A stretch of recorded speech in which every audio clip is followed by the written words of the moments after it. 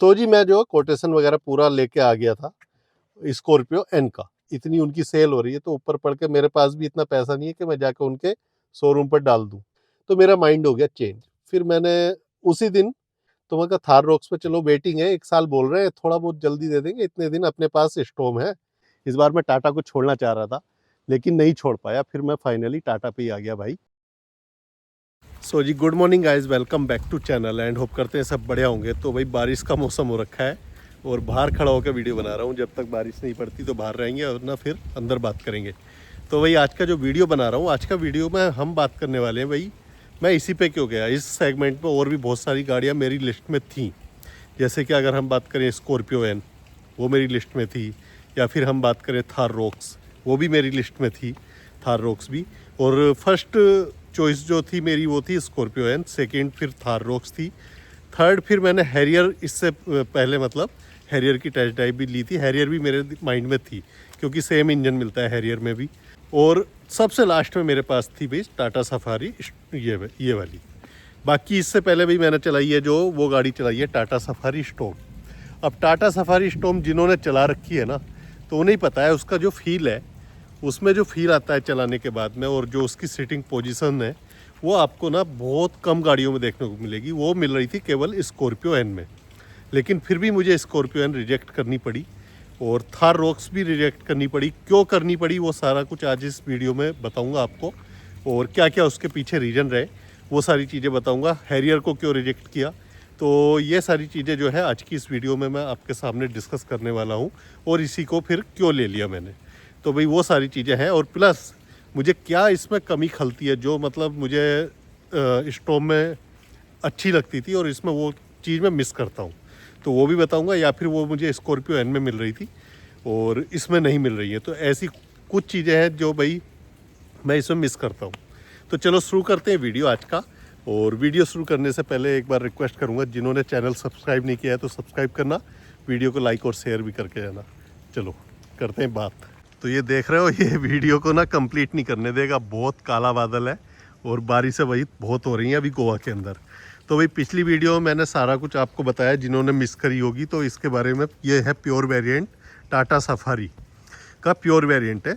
और last video मैंने सारा एक्सप्लेन किया है इस वेरिएंट पे क्या क्या मिल रहा है, क्या नहीं मिल रहा, और इसके ऊपर वाले वेरिएंट में क्या क्या और चीज़ें ऐड हो रही थी। तो वो सारी बातें मैंने लास्ट वीडियो में कर ली थी, तो इसलिए भी इस वीडियो में नहीं करेंगे। अभी चल के सीधे बात करते हैं भाई अपने मेन टॉपिक पे। तो जी बात करते हैं सबसे पहले टाटा हैरियर। मैंने सबसे पहली टेस्ट ड्राइव एक्चुअली हैरियर की ली थी, तो मैं वैसी सीक्वल से चलता रहूँगा। टाटा हैरियर की मैं टेस्ट ड्राइव ली थी, बस ऐसी नॉर्मली। मेरा प्लान था एक्चुअली गाड़ी जो चेंज करने का, कि दिसंबर तक मैं जो है गाड़ी चेंज करूँगा। सियरा भी मेरी लिस्ट में थी, सियरा के भाई थोड़े जो है टाइम के बाद आने वाली है, तो कि भाई उसको भी देख सकते हैं। बट वो अभी थोड़ा टाइम लग रहा था, और मेरी सफारी में जो है भाई थोड़ी थोड़ी दिक्कत आने लगी थी। मुझे माइक लगाना पड़ेगा क्योंकि बारिश तेज हो जाएगी, आपको कुछ आवाज़ नहीं आने वाली, बारिश हो गई तेज। तो जी दिसंबर तक का प्लान था मेरा कि भाई गाड़ी चेंज करनी है मुझे ये 2025 में। लेकिन स्टॉर्म में थोड़ी दिक्कतें आ रही थी। एक तो उसका वाइपर मोटर पूरा चला गया था, उसके बाद भी और छोटी मोटी दिक्कतें थी। लगभग 25-30 हज़ार तक का खर्चा था उसमें, मुझे जो लग रहा था पर्सनली। लेकिन उसके बाद भी क्या है, उसमें कुछ ना कुछ परेशानी मुझे और आ सकती थी आगे इन फ्यूचर। तो मैं यही सोच रहा था कि इसमें 25,000 लगा के उसके बाद मैं इसे सेल करूँगा तो भाई तब भी उतने की सेल होनी है, और अगर अभी सेल करूँगा तो अभी भी उतने की सेल होनी है। चाहे मैं एक्सचेंज में दूँ या किसी को सेल करूँ, तो मतलब ऑलमोस्ट सेम ही रेट जो है मुझे मिलने वाला है। तो वो सारी चीज़ें ना माइंड में आई और मेरा प्लान बन गया कि भाई चलो चेंज कर लेते हैं गाड़ी। जब देखा जाएगा, बात का दिसंबर का छोड़ते हैं, अभी अभी देख लेते हैं। और अभी मार्केट में इस सेगमेंट में क्या क्या अवेलेबल है वो मैंने अपनी एक माइंड में ले ली गाड़ियाँ। तो हैरियर की टेस्ट ड्राइव सबसे पहले ली भाई मैंने। मुझे लगा हैरियर में फील आएगा थोड़ा सा, और ऊंची गाड़ी है, ठीक ठाक गाड़ी है, सेम इंजन मिलता है सफारी वाला ही, ये वाला जो इसमें है। तो मुझे लगा कि हैरियर पे एक बार ट्राई करते हैं। काफ़ी लोगों ने बोला भी था कि भाई हैरियर बढ़िया गाड़ी है, अच्छी गाड़ी है। तो भाई हैरियर चला के जो मुझे उतना मज़ा नहीं आया उसकी टेस्ट ड्राइव लेने में, वहीं से मतलब रिजेक्ट कर दी थी। एक तो उसका सस्पेंसन मुझे बहुत बढ़िया नहीं लगा, जो इसका सस्पेंसन है ना वो बहुत अच्छा है। स्टॉर्म में भी सस्पेंसन बहुत अच्छा मिलता था, उसमें मुझे वो चीज़ नहीं फील हुई। दूसरी चीज़, सिटिंग पोजीशन उसकी जो है थोड़ी डाउन है। अगर इससे भी कंपेयर करोगे तो इससे भी उसकी सेटिंग थोड़ी सी डाउन है। तो भाई वहीं से जो है वो फील जो है चला गया पूरा। मुझे ऐसा लग रहा था कि मैं कोई हैचबैक चला रहा हूँ। तो इसलिए भाई वहाँ पे मैंने जो है उसको रिजेक्ट ही कर दिया, मतलब वहीं से वो लिस्ट से बाहर हो गई अपनी टाटा हैरियर भी यहीं पे। तो जी हैरियर को साइड करने के बाद में फिर सेकंड ऑप्शन जो मेरे सामने बच रहा था वो था स्कॉर्पियो एन। मैं चला गया भाई स्कॉर्पियो एन की कोटेशन लेने के लिए कि भाई देखते हैं क्या क्या है, कितने में पड़ रही है ऑन रोड, वो सारा कुछ पता करके आते हैं। तो भाई चला गया मैं, और उसी दिन मेरी टेस्ट ड्राइव भी हुई स्कॉर्पियो एन की। अब मैं स्कॉर्पियो एन का जो वेरिएंट था Z4, एक Z2 आता है, Z4 आता है, फिर आता है Z6। तो Z4 वेरिएंट मैंने जो है सेलेक्ट किया उसका कि भाई Z4 लेंगे हम। Z4 में के भाई ठीक ठाक फीचर मिल रहे हैं, और प्लस नीड की जो चीज़ें हैं वो सारी उसमें मिल रही हैं। साथ ही साथ मुझे सनरूफ नहीं चाहिए थी अपनी गाड़ी में भाई। पहली मेरी ये वो थी कि रिक्वायरमेंट कि भाई मुझे अपनी गाड़ी में सनरूफ नहीं चाहिए। तो Z4 में सनरूफ भी नहीं आती है उसके, और मुझे इंजन भी पावरफुल चाहिए था। मतलब ये नहीं कि भाई बिल्कुल हल्का माड़ा इंजन ले लो और गाड़ी ले लो लंबी तकड़ी। अब यहीं से जो है बात पूरी घूमती है। मैं टेस्ट ड्राइव लेके आया, तो टेस्ट ड्राइव जो दिलवाई उन्होंने वो दी मुझे ऑटोमेटिक में और टॉप वेरिएंट की। टॉप वेरिएंट में जो उसका इंजन आता है वो आता है भाई साहब जिसमें 175 PS की पावर आती है। Z4 में जो इंजन आता है, जो मैंने उसकी पूरी जब ये ब्रोसर वगैरह चेक किया, तो Z4 में जो इंजन आता है वो आता है उसमें आपको पावर मिलती है 132 PS के आसपास। इसी के ऊपर नीचे है एक दो बस। भाई जमीन आसमान का अंतर हो जाता है सीधा। 40 PS का ऑलमोस्ट आपको जो है दोनों के इंजन की पावर में जो है अंतर मिलेगा। और जो ये वाला इंजन मिल रहा है जो टॉप वेरिएंट में मिलता है वो मिल रहा था Z6 से। टेस्ट ड्राइव लेने में मुझे मज़ा आया, मतलब गाड़ी चलाने में मज़ा आया। थोड़ा सा बॉडी रोल हल्का सा ज़्यादा था, बट मतलब वो चल रहा था, ऐसा नहीं था कि अभी चल नहीं पाएगा। और मतलब गाड़ी पसंद आ गई थी मुझे अच्छे से कि भाई हाँ ये अपना जो है फाइनल कर लेते हैं, और इसमें एलोए उलोए बाद में देखेंगे, लगवाने लगवाएंगे, नहीं लगवाने नहीं लगवाएंगे। उसमें मुझे रिम व्हील मिल रहे थे, तो मगर चलो कोई दिक्कत नहीं, आराम से ले लेंगे। अब जब आके मैंने पूरा चेक किया A to Z उसका इंजन वगैरह, मुझे लग रहा था पहले बेस वेरिएंट में खाली जो है ये इंजन आता है इसके, और उसके बाद में जो है फिर वही इंजन मिलता है जो टॉप वेरिएंट में मिलता है Z4 से। मुझे ऐसा बताया भी, उसने भी बताया एडवाइजर ने। तो भाई चलो ठीक है, मैंने भी इतना वहाँ पे चेक नहीं किया, और मैं डन करके आ गया था। और लगभग 19 लाख में मुझे जो है ऑन रोड पड़ रही थी। बाकी 30,000 रुपये वो डिस्काउंट भी दे रहे थे। तो जी मैं जो कोटेशन वगैरह पूरा लेके आ गया था स्कॉर्पियो एन का और Z4 का। उसके बाद में फिर जब मैंने घर पे आके पूरा उस पर डिटेल में चेक किया, ब्रोसर वगैरह उसने जो भेजा था, तो मैं देखा कि भाई इंजन तो इसमें वही मिल रहा है जो बेस वेरिएंट में दे रहे हैं, कि इसमें इंजन वो मिल ही नहीं रहा जो जिसकी मैं टेस्ट ड्राइव ली है स्पेशली। तो यहाँ पे ये मतलब महिंद्रा वालों का भाई ये रूल रहता है, ये ऐसा करते हैं। बहुत से ऐसे लोग हैं जिन्हें पता नहीं होता इन चीज़ों का, छोटी छोटी का फंस जाते हैं। वो सोचते हैं कि यार हम वही गाड़ी ले रहे हैं जिसकी हमने टेस्ट ड्राइव ली है, टेस्ट ड्राइव आपको दूसरे की दिलवा दी, और वेरिएंट आपको दूसरा मिल रहा है, और उसमें इंजन भी आपको दूसरा मिल रहा है, पावर कम है स्पेशली उसमें। तो भाई फिर मुझे जो है मतलब मेरा मन हट गया एकदम कि यार नहीं ये गाड़ी तो नहीं लेनी मुझे, ये इंजन के साथ में ये गाड़ी नहीं लेनी, इस पावर के साथ में स्पेशली। तो जी अब अगर मैं Z6 पे जा रहा था, तो Z6 में एक जो मुझे नहीं चाहिए था वो फीचर, वो थी सनरूफ। और Z6 में ये सनरूफ देते हैं, छोटी देते हैं बेशक, पर नहीं चाहिए थी क्योंकि वो मुझे सेफ भी नहीं लगती है, और मुझे कोई यूज नहीं उसका, और उसका पैसा फालतू में दे रहा हूँ, और उसका जो मतलब वहाँ से आपकी सेफ्टी भी कम हो जाती है। सेकंड चीज़, भाई स्कॉर्पियो एन में आपको जो है शुरू के 3 वेरिएंट पे केवल 2 एयरबैग मिलेंगे, 6 एयरबैग नहीं मिलते। तो 6 एयरबैग तो आजकल मतलब हर गाड़ी में आपको मिल रहा है, सब में मिल रहा है। इसमें बेस वेरिएंट से जो है 6 एयरबैग मिल रहा है टाटा सफारी में। तो भाई वो तो एक इम्पोर्टेंट चीज़ सी आज की डेट में मुझे लगती है, जो कि आपके लिए एक सेफ्टी फीचर है एक तरह से। तो मैंने फ़ोन किया जो एडवाइजर था जिससे मेरी बात हुई थी कि भाई साहब यार ऐसे ऐसे बात है, और इसमें जो है ये इंजन मिल रहा है। बोला जी नहीं, इंजन तो वो, मैं कहा मैं चेक किया यार, तो आप एक बार चेक करके देख लो। तो बोला कि ठीक है मैं चेक करूँगा। तो मैंने उससे बोला कि मेरा ऐसा है कि थार रॉक्स की मैंने उसी दिन सेम डे टेस्ट ड्राइव ले ली थी कि भाई थार रॉक्स में टेस्ट ड्राइव ले लो, उसमें ऐसा कोई ये नहीं है झोलमाल कि इस इंजन और ये इंजन, कि भाई थार रॉक्स बेस वेरिएंट में फीचर्स भी ठीक ठाक दे रहे थे, तो मैं कहा थार रॉक्स भी देख लेते हैं। तो मैंने बोल दिया था कि भाई थार रॉक्स जो है मेरी वो वाली करवा दो। Base variant. तो बोला ठीक है, मैं कल कॉल करूँगा आपको। वो कल जो कॉल था ना, वो अगला वाला दिन का, वो कॉल आज तक आया नहीं उनका वापस मेरे पास।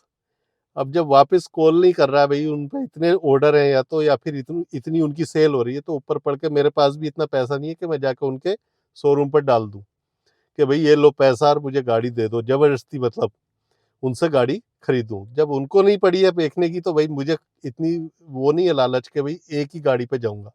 वरना थार रॉक्स मुझे पसंद आ रही थी, बेस वेरिएंट, वो भी उसका वैल्यू फॉर मनी लग रहा था मुझे। और मैं लेता भी तो 4x2 ही लेता, मुझे 4x4 की नीड नहीं है। तो 4x2 में फिर भाई अपने और ऑप्शन भी आ रहे हैं। मैं स्कॉर्पियो जो सोच रहा था एन, वो भी 4x2 ही देख रहा था, उसमें भी मुझे 4x4 नहीं चाहिए था। तो ये सारी चीज़ें जो है भाई हुई महिंद्रा के शोरूम पे। अब मैं शोरूम का नाम बताऊंगा नहीं भाई, एक ही शोरूम है यहाँ पे गोवा में, आप सर्च मारोगे आराम से मिल जाएगा। तो उनके एटीट्यूड ऐसे है। और पहले भी ऐसा मैंने एक दो बार नोटिस किया है, मतलब एक दो बार मैं देखा है, जैसे गाड़ी लेने गए तो आपको ऐसे ट्रीट कर रहे हैं, अरे क्या है, आया है चले जाएगा थोड़ी बहुत देर में। तो मतलब बिल्कुल वो वाले एटीट्यूड उनके जो है। आज तक कॉल नहीं किया बताओ। तो फिर क्या, मैं जबरदस्ती तो भाई मैं भी नहीं जाऊंगा। अब यहाँ भी अपनी भी थोड़ी बहुत सेल्फ रिस्पेक्ट है, और गाड़ी खरीद रहा हूँ, कोई ऐसे फ्री में तो ले नहीं रहे, पैसा दे के ले रहे हैं। तो मेरा माइंड हो गया चेंज। फिर मैंने उसी दिन, मतलब वो एक ही दिन की मैं 3 गाड़ियों की टेस्ट ड्राइव लेके आया था। और सबसे एंड में मैंने सफारी की बस ऐसे ले ली थी कि चल यार चलते चलते एक बार चला के देख लेते हैं, चलाने में क्या जा रहा है। और बिल्कुल एंड में वो भी, वरना मेरा मतलब सफारी पे ऐसा कोई जाने का मन नहीं था। तो मैं, वाइफ और बेटा तीनों सफारी भी उस दिन चला के देख आए थे। सफारी चलाने में हमें मजा आया। और सीटिंग जो हम सोच रहे थे ना कि भाई बहुत डाउन है, तो उतनी डाउन नहीं थी भाई। सेम वो तो नहीं मिल रही जो आपको स्टॉम में मिलती है, पर हाँ उसके जैसी थोड़ी बहुत फील आ जाती है आपको सीटिंग की। रियर सीट बहुत अच्छी लगी, मतलब अंदर से इंटीरियर अच्छा लगा, सारा कुछ गाड़ी हम देख के आए, टेस्ट ड्राइव लेके आए। और फिर मैंने वेट किया 2 दिन तक महिंद्रा वालों का कि भाई उनका कॉल आएगा कुछ, तो भाई फिर उसको बुकिंग कर देंगे। और ठीक है, वो 1 साल का वेटिंग बता रहे थे दूसरी चीज थार रॉक्स पे। तो मैं कहा थार रॉक्स पे चलो वेटिंग है, 1 साल बोल रहे हैं, थोड़ा बहुत जल्दी दे देंगे, इतने दिन अपने पास स्टॉम है, इसको चलाते रहेंगे, जैसे भी चल रही है वैसे ही हल्का हल्का अपना चलती रहेगी। और ज़्यादा मुझे अभी कहीं लंबी ट्रिप वगैरह ये सब कुछ करना नहीं था। बट उनका कॉल ही नहीं आया, फिर कॉल नहीं आया तो भाई मैंने ये बुक कर दी फिर फाइनली। तो ये सारी रीजन थे, इसलिए मैंने ये बुक कर दी। तो जी महिंद्रा वालों के साथ मेरा सेल्स का जो एक्सपीरियंस है, मतलब उनका शोरूम एक्सपीरियंस, वो खराब रहा। इसलिए मैं दूसरी तरफ चला गया। टाटा के साथ मुझे वो नहीं रहा। टाटा के साथ मेरा जो है एक्सपीरियंस अभी तक जितनी भी गाड़ियाँ ली है सही रहा है, अच्छा रहा। मतलब वो इंटरेस्टेड रहते हैं, आपको एंटरटेन करते हैं, आपको सारी चीज़ें जो है एक्सप्लेन करते हैं, जो मुझे जो है महिंद्रा में नहीं मिली भाई ये चीज़ें। तो जी अब इस गाड़ी में मुझे पसंद क्या क्या आया, क्योंकि अब ऐसे तो लूँगा नहीं एकदम मुझे पसंद, मतलब स्कॉर्पियो का हटा या थार रॉक्स का हटा, तो एकदम जाके इसको खरीद लूँगा कि भाई पसंद ही नहीं आ रही। तो मुझे जो इसका एक तो इंटीरियर बहुत पसंद आया, दूसरी चीज़ मुझे इंजन बहुत पसंद आया, स्मूथ इंजन लगा। और प्लस बेस वेरिएंट में भी आपको वही इंजन मिल रहा है, टॉप वेरिएंट में भी आपको वही इंजन दे रहे हैं टाटा वाले। तो मुझे वो चीज़ अच्छी लगी, मतलब यहाँ पे कोई आपके सामने ये नहीं है कि भाई हाँ बेस में अलग वो मिलेगा और टॉप में अलग मिलेगा।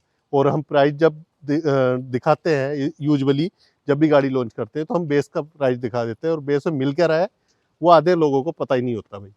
तो उसके लिए हमें मतलब थोड़ी बहुत जानकारी होनी चाहिए। तो भाई वो चीज़ मुझे अच्छी लगी। कंफर्ट बहुत अच्छा है इसमें।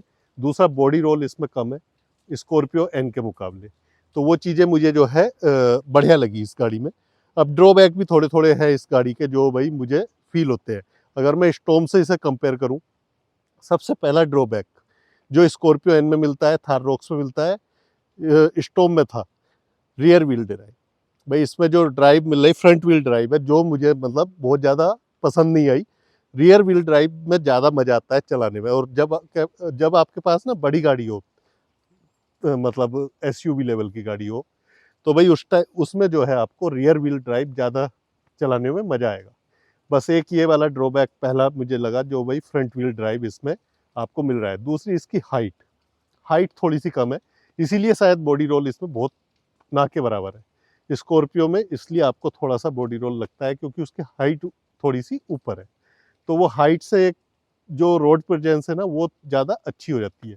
विड्थ इसकी अच्छी है, विड्थ वगैरह सब अच्छा है, बस हाइट थोड़ी सी मुझे लगी, क्योंकि मेरी टाटा सफारी स्टॉर्म थी ना, उसकी छत नहीं दिखती थी ऐसे, जैसे इसकी मुझे यहाँ खड़े हुए दिख रही है ना, वो नहीं दिखती थी बिल्कुल भी। तो वो वाला सीन था। तो ये कुछ चीज़ें थी जो छोटी-छोटी मुझे जो है लगी भई इस गाड़ी में।